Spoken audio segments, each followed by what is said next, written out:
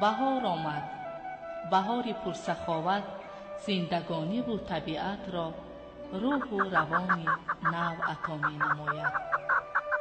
بابای دهقان و اطراف نگریسته امید می بندد به فیض و برکت دسترخوان، رزق و روزی فرزندان.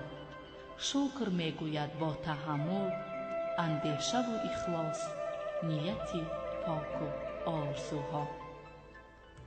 بهار هر سال می آید، ولی طبیعتش این است که ما انسانها را هرگز ترک نمی گوید و از خود در همه جا نقشه و نشانی می گذارد.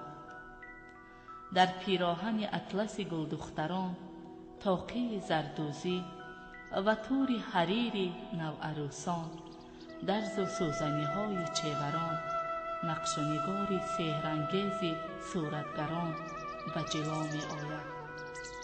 ای آدمان، بهار فرا آمده است.